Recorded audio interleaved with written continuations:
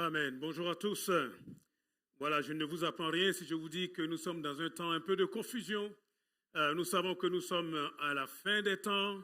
Il y a beaucoup de personnes qui se lèvent, il y a des groupes qui se lèvent, et on entend ci, et on entend ça. Parfois même on entend même le contraire de ce que peut-être nous pouvons lire.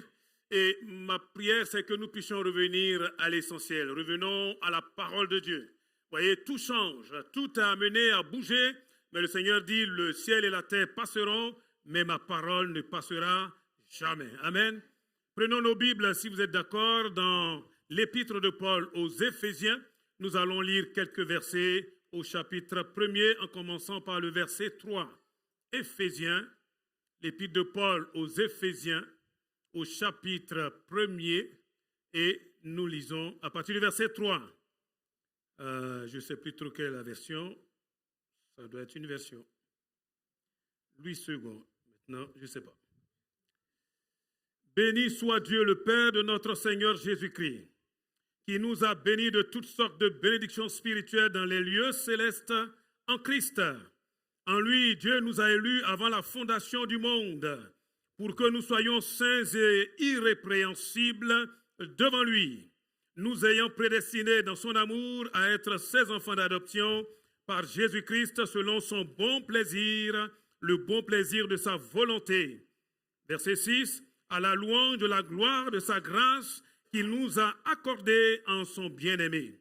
En lui, nous avons la rédemption par son sang, la rémission des péchés selon la richesse de sa grâce que Dieu a répandue abondamment par en toute espèce de sagesse et d'intelligence, nous faisant connaître le mystère de sa volonté selon le bienveillant dessein qu'il avait formé en lui-même, pour le mettre à exécution lorsque les temps seraient accomplis, de réunir toutes choses en Christ, celles qui sont dans les cieux et celles qui sont sur la terre. Verset 11.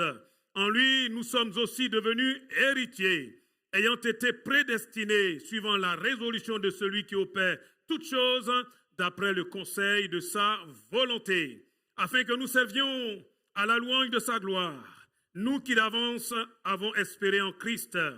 En lui, vous aussi, après avoir entendu la parole de la vérité, l'évangile de votre salut, en lui, vous avez cru et vous avez été scellés du Saint-Esprit qui avait été promis, lequel est un gage de notre héritage pour la rédemption de ceux que Dieu s'est acquis à la louange de sa gloire. Amen.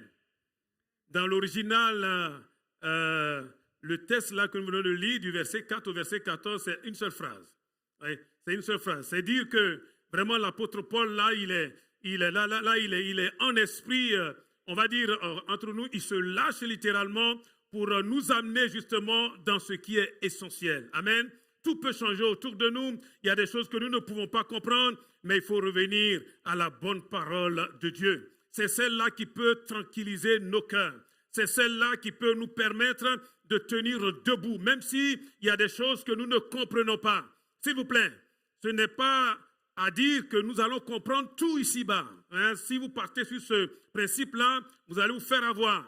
Il y a des choses qui sont révélées. Ça, c'est ce que Dieu veut révéler aux fils des hommes. Mais il y a des choses qui sont cachées, qui sont dans le secret de Dieu, que Dieu peut de temps en temps peut-être ouvrir un peu le coin du voile. Mais je crois que c'est de l'orgueil à vouloir dire que nous allons tout comprendre. Non, nous ne comprenons que ce que Dieu veut que nous puissions comprendre dans le temps qu'il nous donne pour accomplir une quelconque action pour sa gloire. Amen. Gloire à Dieu.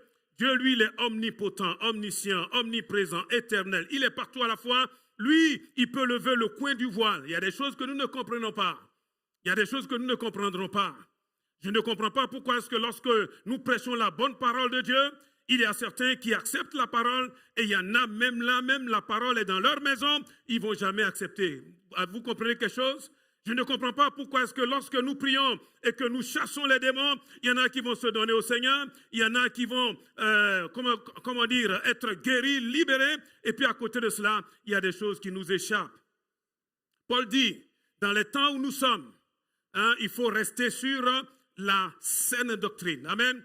Rester sur la parole de Dieu. Et dans le verset 3, il dit, béni soit Dieu, le Père de notre Seigneur Jésus-Christ, qui nous a bénis de toutes sortes de bénédictions spirituelles dans les lieux célestes en Christ. Il commence par dire, béni soit Dieu. Bénir Dieu, c'est finalement le louer, lui rendre grâce, être reconnaissant pour tout ce qu'il a fait pour nous. Bénir Dieu, c'est venir devant et faire le point et dire, Seigneur, je te remercie parce que finalement tu as fait ceci pour moi. Oui, Dieu l'a fait. Amen. Jusqu'ici, nous pouvons dire que Dieu vraiment a fait de grandes choses pour nous. Ah, il y aurait quelques années en arrière, si on ne connaissait pas Jésus, là, on serait vraiment dans le pétrin, surtout dans ces temps de la fin. Béni soit Dieu, le Père de notre Seigneur Jésus-Christ, qui nous a bénis de toutes sortes de bénédictions. Bien-aimés, parfois nous sommes là et à cause des difficultés de la vie, à cause de ce qui se passe autour de nous, à cause de la société qui perd ses repères, et nous avons l'impression, nous l'avons entendu encore dans le don spirituel, que nous sommes abandonnés, que nous ne sommes pas calculés, que quelque part, nous n'avons même pas notre mot à dire. Mais ça là, ce n'est que de l'illusion. Amen. Ce n'est que simplement quelque chose qui n'est pas vrai. La réalité, Dieu dit qu'il nous a bénis en Christ de toutes sortes de bénédictions. Dis quand même Amen. Amen. Ça veut dire que Dieu nous a dotés, il nous a comblés, il nous a donné, si vous voulez, des grâces. Ce n'est pas des choses que nous méritons. Mais il nous a dit ici que ces bénédictions sont de toutes sortes. Il y a des trésors que Dieu met à notre disposition. Et oui, il y a de grands trésors qui sont là à notre disposition. Malheureusement, souvent, lorsque nous venons comme ça à vue humaine, nous ne les voyons pas. Et nous avons l'impression que nous sommes perdus, que nous ne sommes rien, que Dieu n'est pas là. Et pourtant, Dieu est là. Et dans l'Ancien Testament, quand vous allez dans 2 Rois 6, il est question effectivement de ce serviteur-là avec Élisée, qui est là, qui dit on est perdu, parce qu'il y avait des Syriens qui entouraient complètement le prophète, parce qu'on a dit que c'est lui qui révélait tous les plans donc, au roi ennemi. Et donc, il est venu pour le saisir. Et la Bible nous dit, Élisée va dire, mais Seigneur, ouvre les yeux. Et il a ouvert les yeux et il s'est rendu compte que c'est vrai, il y avait des gens qui étaient autour d'eux, mais ceux qui étaient encore autour, sur la montagne, avec des flammes de feu, amen, qui étaient là tout puissants, c'était l'armée de Dieu, alléluia.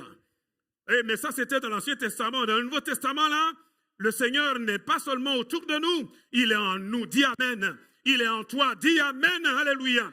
Et parfois, à cause des circonstances difficiles, nous avons l'impression que Dieu n'est pas là. Même quand il n'est pas là, il est là. Amen. Même quand il y a comme un silence de Dieu, ça ne signifie rien du tout. Au contraire, souvent même, quand on n'entend pas le nom de Dieu, quand on n'entend pas la voix de Dieu, quand tout semble comme si on était abandonné, c'est là même que dans la réalité, c'est lui-même qui nous porte. Et oui, nous avons été bénis de toutes sortes de bénédictions spirituelles dans les lieux célestes. Remarquez que nos bénédictions, elles sont spirituelles. Amen. Aujourd'hui, l'idée, c'est plutôt de chercher des bénédictions matérielles. Je veux bien. Si nous avons celui qui donne, nous aurons tout avec lui. Amen. Le plus important, c'est de chercher le donateur plutôt que d'être là en train de mendier quelques dons. Amen. Si tu as le donateur, mais tu as tous les dons. Dis à ton voisin, cherche le donateur. Amen. Saisis-le parce que c'est lui qui a la bourse. Si tu saisis celui qui a la bourse, tu as tout. Gloire à Dieu. Oh, il nous a bénis de toutes sortes de bénédictions spirituelles. Et je suis en train de dire, il est dit ici, réservé dans les lieux célestes. Et c'est là que vraiment Dieu doit ouvrir mes yeux, ouvrir tes yeux. S'il vous plaît. Vous savez qu'il y a comme une banque céleste qui nous est réservée. Des trésors. Mais c'est dans le ciel. C'est dans le ciel. C'est dans le ciel. Il y a des trésors, s'il vous plaît. Et ceux qui, de par leur consécration, nous allons le voir, arrivent justement à entrer en contact avec justement le royaume des cieux, à entrer véritablement dedans. Ceux-là, ils vivent des choses que le commun des mortels ne vit pas. C'est dommage. Et pourtant, c'est réservé à tout le monde. On parlait justement d'héritage. On peut être héritier et ne même pas savoir que nous avons un héritage. On peut même avoir nos noms sur peut-être le compte de quelqu'un d'autre, mais on ne le sait pas. Et puis, on est là, on vit comme quelqu'un qui, en gros, n'a jamais connu, n'a pas eu cet héritage. On raconte l'histoire de quelqu'un, ça me vient pendant que je vous parle. Hein. C'était un enfant donc d'une famille royale. Et le problème, c'est que l'enfant a été kidnappé dans son bas âge. Hein. Je ne sais pas comment ils ont fait. Ils ont réussi donc à kidnapper cet enfant c'est quelque part là-bas, je crois, en Amérique latine. Et donc, cet enfant-là a vécu avec ces personnes-là hein, dans la jungle, hein, comme on en a entendu parler pendant un certain temps. Et l'enfant a commencé à grandir, il est devenu un jeune homme, et il est même devenu vraiment adulte. Mais il était dans la jungle, il vivait comme eux. Hein, il était comme eux, il s'habillait comme eux. Il mangeait ce que les ravisseurs justement mangeaient. Il était l'un d'entre eux. Amen. Et bien sûr, la famille royale n'a pas arrêté de faire les investigations, de chercher. Et ce qui devait arriver est arrivé un jour. Ils ont réussi donc à récupérer, à retrouver cet enfant. Je passe rapidement à l'essentiel. Le véritable problème, c'est que lorsque ce jeune-là est revenu au palais, il était là, dans un palais, doré, tout ce que vous voulez. Mais il avait le comportement de qui d'après vous? Mais des ravisseurs. Quand ils étaient à table, qu'ils devaient manger, et dans la jungle, c'est tu fais comme tu peux. Hein? D'accord? On lui donne à manger et puis les parents voient qu'il est en train d'en prendre là pour mettre dans sa poche. Oh, calme. Tout ce qui est ici, là, c'est pour toi. Tout ça, c'est pour toi. Si même tu manges que tu n'es pas rassasié, on peut encore t'en faire. Ouais, il était toujours en train de mettre de côté. Pourquoi? Parce que dans la jungle, c'est comme ça qu'il fallait qu'il fasse pour assurer ses arrières. Vous voyez? Donc il avait des attitudes, des comportements, mais des ravisseurs qui sont dans la jungle. Et bien qu'il soit dans le palais, mais il se comportait comme un pauvre, comme un misérable. Pourquoi? Mais parce que son identité dans la réalité n'avait pas changé. Et c'est ça le problème. Vous voyez, Dieu a pu faire sortir tout un peuple d'Égypte. Quand on a passé 430 ans en Égypte, officiellement, c'est écrit dessus, le peuple de Dieu, le peuple de l'Éternel. Mais dans la réalité, c'était des Égyptiens. Vous voyez? Et donc, il a fallu 40 ans là pour arracher justement cette mentalité-là dans le cœur justement de ces Égyptiens qui portaient le nom, l'étiquette d'enfants de Dieu. S'il vous plaît, c'est notre problème. Nous avons des bénédictions, s'il vous plaît. Nous sommes enfants de Dieu. Amen. Alléluia. Nous sommes là, héritiers de trésors célestes. Le véritable problème, c'est qu'à cause de cette société qui connaît tellement de situations compliquées, qui est dans la déchéance, nous vivons dans un monde perdu. Hein? Nous vivons dans un monde qui a perdu complètement ses repères. Nous sommes dans un monde où les gens n'aiment pas Dieu. Un monde en révolte, un monde qui se lève contre Dieu. Et nous vivons au milieu de tout cela. Et même dans l'église, bien-aimés, on entend tellement de choses. Parce qu'on aurait tellement voulu que Dieu fasse comme ci, que Dieu fasse comme cela. Mais qui peut entrer véritablement dans le secret de Dieu? Amen. Le secret de Dieu, le connaître. Il est dit ici que nous avons été bénis de toutes sortes de bénédictions spirituelles dans les lieux célestes. En lui, Dieu nous a élus avant la fondation du monde. Mon Dieu, pour que nous soyons saints et irrépréhensibles, irréprochables. Dieu nous a élus. Dieu nous a élus. Quand je lisais ça au départ, je me disais, mais il aurait-il de la discrimination? Il aurait-il du favoritisme en Dieu? Hein? Comment peut-il élire certains? Élire, c'est choisir du milieu d'un groupe. Hein? Comment Dieu peut choisir certains pour la vie et puis d'autres pour la mort? Demande à ton voisin, toi là, tu comprends ça? Est-ce qu'il y aurait du favoritisme en Dieu? Surtout que nous lisons dans Jean 3,16, car Dieu a tant aimé les bons, ceux qu'il a élus. Non, car Dieu a tant aimé le monde. De quel monde il parle? Mais de ce monde corrompu, de ce monde qui est mauvais, qui est méchant. Dieu a tant aimé quand même et qu'il a donné à tout ce monde-là son Fils unique, afin que quiconque croit en lui ne périsse pas. Et c'est ça le problème. Il y en a qui choisissent délibérément de ne pas croire. Il y en a qui choisissent délibérément, on leur dit ton nom est écrit, là, il dit non, moi ça ne m'intéresse pas. Vous voyez? C'est pour cela qu'il est dit ici, au verset que nous venons de lire, en lui, Dieu nous a élus avant la fondation du monde pour que nous soyons saints, mis à part, irrépréhensibles, irréprochables. Attention, c'est nous, notre responsabilité. Notre responsabilité, c'est de laisser Dieu nous faire entrer dans cette vie de consécration, dans cette vie de sanctification, dans cette vie de mise à part. Ah, la sanctification. La sanctification, bon, c'est un mot qui est important, mais en même temps, ce n'est pas si compliqué. Quand nous devenons enfants de Dieu, nous sommes déjà saints. Saints, c'est-à-dire que Dieu nous met à part de la mentalité qui est dans ce monde. On ne vit plus comme les gens du monde. Hein. Si quelqu'un est en Christ, il y a un ancien. Voyez? Celui qui est là, celle qui est là, c'est une nouvelle créature. Dis Amen quand même. Amen. On ne réfléchit plus comme avant. Hein. Avant, là, on disait, enfin, moi, je disais, je m'en vais à la messe. Et les gens disaient, waouh, quel religieux. Vous savez ce que j'allais faire à la messe? Moi, j'allais pour courtiser les femmes. Hein. Oui, c'est là-bas qu'on pouvait trouver certaines qui étaient à peu près correctes. Hein. Quoique la religion n'a jamais changé quelqu'un. Moi, je bénis le Seigneur parce que j'ai fait des efforts. Je voulais pécher vraiment au maximum. Moi, je voulais mordre la vie là, plein dedans.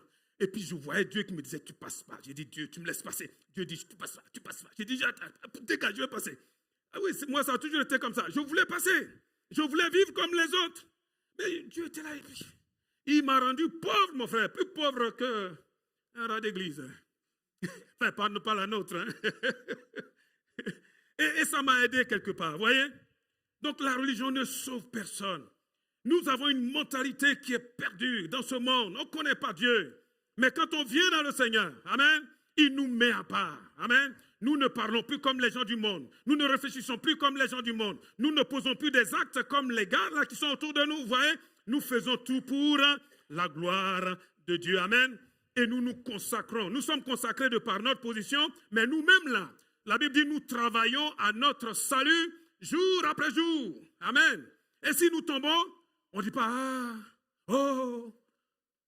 Quand on tombe, qu'est-ce qu'on fait? Hein, Bruno, qu'est-ce qu'on fait? On se relève. On se relève. Qui n'est jamais tombé? Lève la main. Menteur. Je voulais raconter celle-là. Hein. Je disais, on cherchait les maris vraiment bien, quoi, chez eux. Des maris modèles, vous voyez. Des gens qui gèrent leur foyer, pas comme toi et moi, mon frère. Mais des vrais canons, quoi. Et puis le pasteur a osé poser cette question. Qui est celui-là? Puis on voit un petit bonhomme là. Il y en a qui sont courageux, hein. Il se lève. À peine les têtes debout, on a vu une petite dame au fond qui dit, hey, je ne sais plus si ça s'appelle Robert. Il dit, Robert, assieds-toi, je suis là. Il s'est assis très vite parce que ici, il y a quelqu'un qui le connaisse bien. Amen. Oh, gloire à Dieu. Nous nous mettons à part, nous nous consacrons. Et attention, c'est notre responsabilité. Notre responsabilité. Amen. Nous sommes sanctifiés, mais nous persévérons dans la consécration. Sans laquelle, nul ne verra le Seigneur. Amen. Et c'est ça qui fait la différence. Si nous voulons entrer dans ce trésor-là, il faut être de plus en plus consacré. J'ai même compris qu'il faut être pratiquement entre griffes, vendu à Dieu. Vous savez ce que ça veut dire? Vendu à Dieu. Ça veut dire, c'est exactement ce que Paul dit dans Galates 2, verset 20. Ma soeur, il faut montrer ça. Parce que souvent on le récite, moi je ne le récite par cœur, et puis je suis en train d'en écorcher. Galates, chapitre 2, verset 20. S'il te plaît, on va le lire et on va essayer d'aller doucement pour que Dieu nous montre que pour pouvoir rentrer dans ces choses-là, il ne suffit pas simplement de le lire. Et c'est ça le problème. C'est que nous connaissons ces versets-là. Moi, personnellement, je les connais. Je les ai appris quand j'étais déjà très jeune dans la foi. Et je n'ai pas arrêté de les apprendre, de les mémoriser. À tel point que parfois, je peux le réciter et en perdre vraiment, on va dire, le jus, quoi. En perdre vraiment la vie. Paul dit ici, j'ai été crucifié avec Christ. Vous savez ce que ça veut dire? Crucifié. Derrière crucifié, il y a la croix. Et derrière la croix, il y a toujours l'ombre de la mort. De la mort. C'est pour ça qu'il dit, et si je vis, quelqu'un qui est mort, il dit, si je vis, il est en train de parler de quelqu'un qui est ressuscité là. Si je vis, ce n'est plus moi qui vis, forcément, puisque moi je suis mort. Si je vis, ce n'est plus moi qui vis, c'est Christ qui vit en moi. Ça là, ça s'appelle quelqu'un qui est tellement consacré, qui se consacre chaque fois et qui est toujours en train de laisser la première place au Seigneur. Et je suis consacré, je suis saint, tu es une sainte, mais nous devons nous-mêmes là, justement, travailler à notre salut, travailler à notre consécration. Parce que dans Matthieu 5, verset 8, chaque fois je le dis, c'est ceux qui ont le cœur pur qui voient Dieu, s'il vous plaît. Ce n'est pas seulement ceux qui viennent et qui récitent des versets. Il dit, j'ai été crucifié avec Christ, et si je vis, ce n'est plus moi, c'est Christ qui vit en moi. Il dit, si je vis maintenant dans la chair, c'est-à-dire en tant qu'un être humain, je vis dans la foi au Fils de Dieu. Wow! Vous savez ce que c'est que la foi? C'est toute ma vie, là, elle est basée sur ce qui est écrit, là, c'est tout. La parole de Dieu. Paul est en train de dire, moi, là, ma vie, c'est ça, là, c'est ça, là. Ma vie, c'est ce qui est écrit. Ne sois pas perturbé, malgré tout ce qu'on raconte autour de toi. Ne sois pas perturbé, mon frère, ma soeur. Ce qui est important, c'est ce qui est écrit. Et le Seigneur a dit que les cieux et la terre passeront, je l'ai dit tout à l'heure. Mais ma parole ne passera jamais. Cette parole-là, oh mon Dieu, aide-moi à l'aimer et à la laisser vivre en moi. C'est ça, être presque vendu à Dieu. Il dit que nous avons comme un trésor dans le ciel. Il y a un homme de Dieu qui a eu un ministère vraiment florissant et il disait souvent, vous n'obtenez rien dans la prière si vous priez seulement pour ici-bas. Je commence à comprendre un tout petit peu.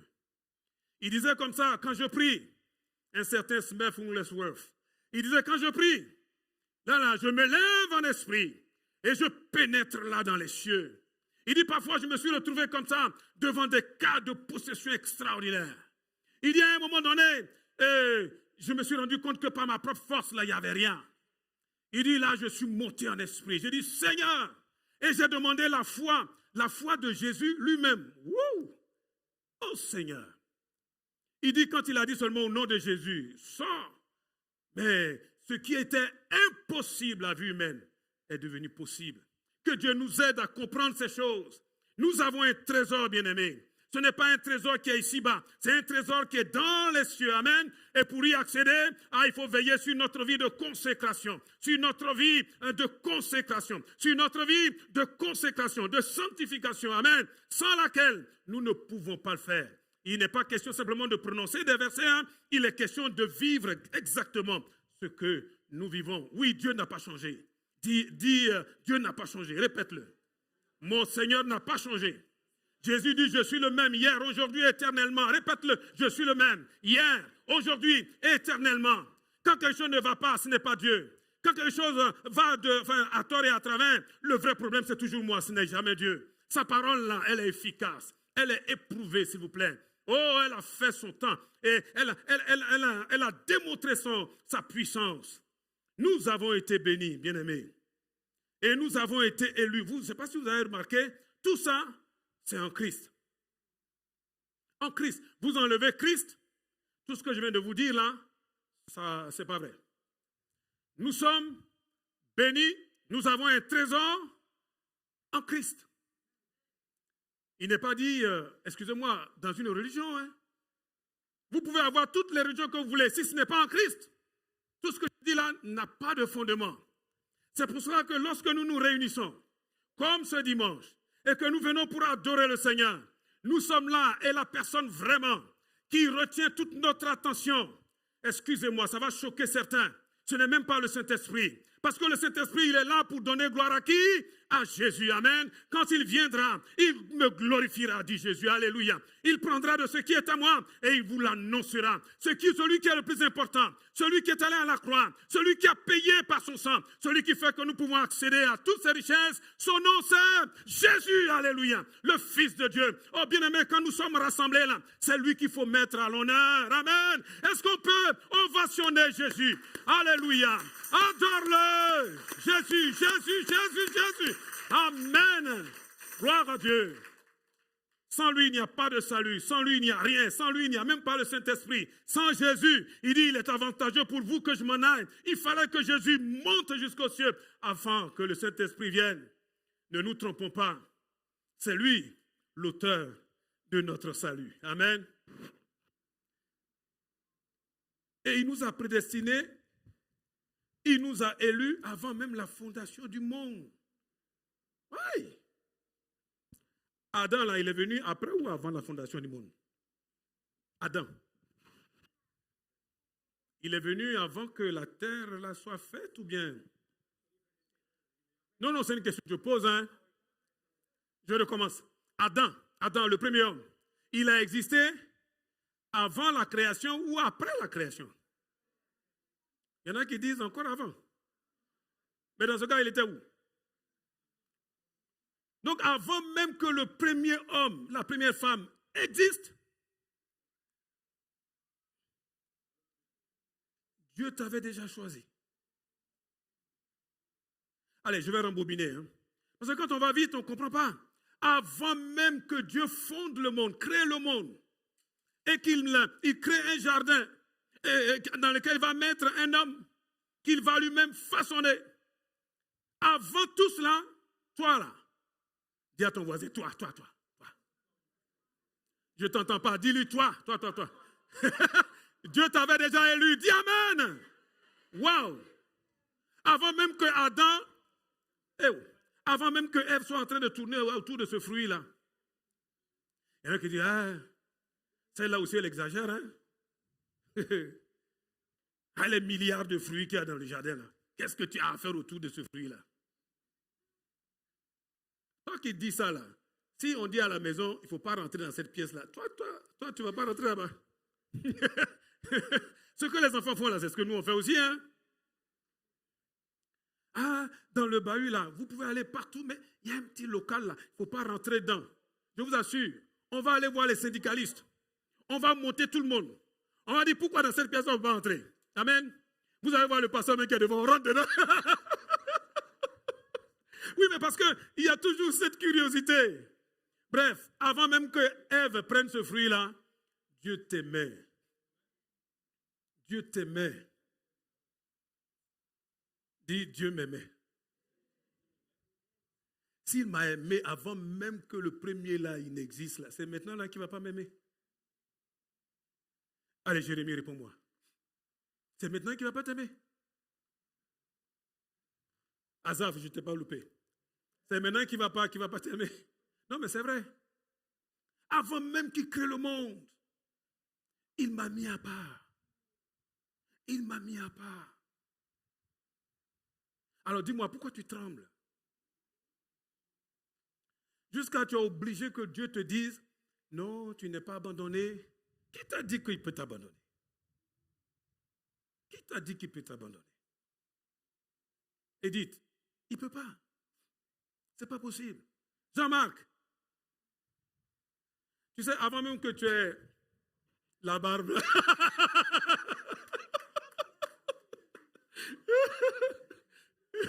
avant même que ta barbe commence à devenir noir blanc, là, Dieu t'aimait, mon frère.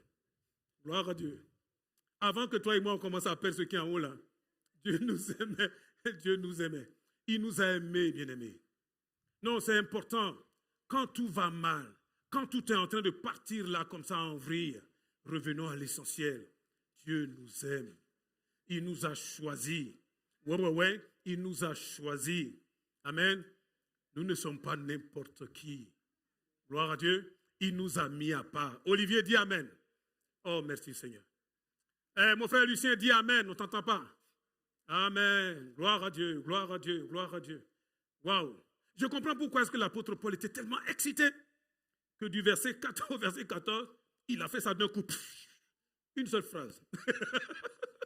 Oh mon Dieu. Il nous a élus. Il nous a choisis. Il nous a mis à part. Alléluia.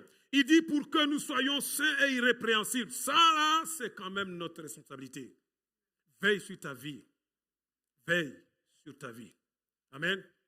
Veillons sur nos vies. Veillons sur nos vies. Ça veut dire quoi? Je dois laisser cette parole-là me changer. Elle doit me changer. Paul dit, nous l'avons lu dans Galates 2:20, si je vis, ce n'est plus moi qui vis. Ne dis pas, moi, ça c'est mon caractère. Ça là, c'est de la sorcellerie. C'est vrai, hein? Moi, je suis comme ça, hein? Mais c'est pour ça que Jésus est allé à la croix. D'accord?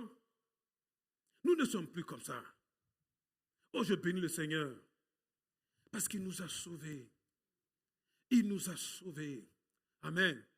Et pour que nous soyons saints, ça veut dire qu'il nous accompagne. Nous avons qu'à dire, oui Seigneur. Me voici Seigneur. Oui Seigneur. Me voici. Vous savez quoi? Regardez autour de vous. Je n'arrête pas de le dire. Ce matin-là, je pensais que j'allais prêcher sur les choses de la fin.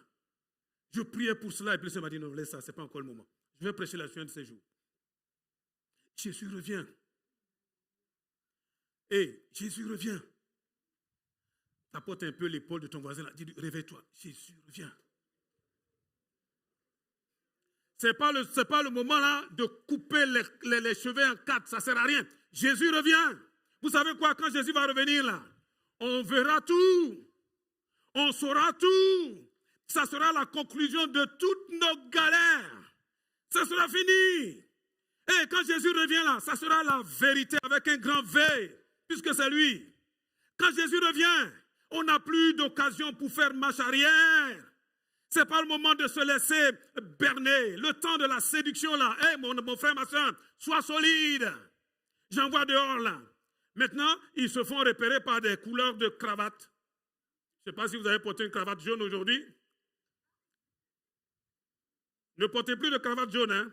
Parce que cravate jaune, là, c'est pour les gars qui sont de l'autre côté là-bas. On m'a dit aussi qu'il y a un autre groupe, lui, il porte cravate rouge. Bon, ok. Si vous portez une cravate rouge, il faut bénir la cravate. Ce n'est pas la couleur de la cravate. Quand Jésus revient, amen, ceux qui sont saints, sanctifiés, consacrés, vous savez quoi? La Bible dit, on entendra, oh mon Dieu, la voix de l'archange, dit amen. On entendra le son de la trompette, mon Dieu, dis amen. Alléluia. Les morts en Christ seront ressuscités, dis amen. Oh mon Dieu, quelle grâce. Alléluia. Et ils vont revenir à la vie. Et nous, les vivants qui serons encore là en vie, là, nous serons. Pourquoi est-ce qu'il faut qu'on soit transformés? Pourquoi est-ce qu'il faut qu'on soit transformés? Azaf, pourquoi tu ne me regardes plus? Pourquoi il faut qu'on soit transformés? Ben oui, parce que, et Paul le dit dans 1 Corinthiens 15, la corruption, la corruptibilité ne peut pas hériter de l'incorruptibilité, ce n'est pas possible. Et puis de toute façon, comment tu peux monter avec ce corps-là? Tu vas monter comment? Tu vas prendre un drone? Non, il faut qu'il y ait un autre corps. Il faut que ce corps soit changé. Nous serons changés. Oh, Jésus, viens vite. Changés. Il y a quelqu'un qui disait, je ne sais plus si c'est ma femme qui disait ça. Il dit, ah, c'est pas grave, le jour-là, si tu pars, moi, je vais te saisir. Il dit, ah, ce jour-là, on sera glissant. Même si tu... Est-ce que tu vas nous voir? C'est un clin d'œil, mon Dieu. Bien-aimé, je ris avec ça, je joue avec ça. Et pourtant, c'est l'espérance de notre vie. Sois prêt. Amen. J'ai beaucoup de choses à dire. Je me dis, c'est bon, il faut te taire. Donc, je vais m'arrêter là. Pour nous dire ceci. Nous ne sommes pas des malheureux. Mais ici-bas, il faut traverser des choses difficiles. Amen. Ça fait partie de la vie. Ça nous montre simplement que nous avons besoin du Seigneur. Amen. Il y a des choses que nous ne comprenons pas. Il y a des combats. La bonne nouvelle, c'est que nous sommes plus que vainqueurs. Si nous savons pénétrer dans le trésor du ciel. Dans une vie de sainteté, de consécration. Amen. Consacre-toi. Tu ne peux pas parler comme les autres. Tu ne peux pas dire, ah, Dieu n'est pas là, donc je peux faire ce que je veux. Non. Non. Vous savez, le souverain sacrificateur, il avait quelque chose qui était écrit ici, là. Vous savez ce qui était écrit là? Sainteté à l'Éternel. Sainteté à l'Éternel. Il avait intérêt, hein?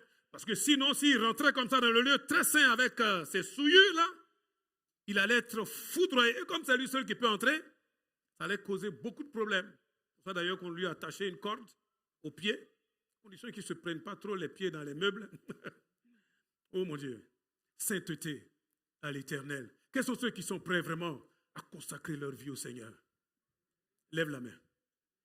Ceux qui disent, Seigneur, vraiment, change-moi. Amen. Le groupe de louange, il est où? Mathieu, viens s'il te plaît avec ton groupe.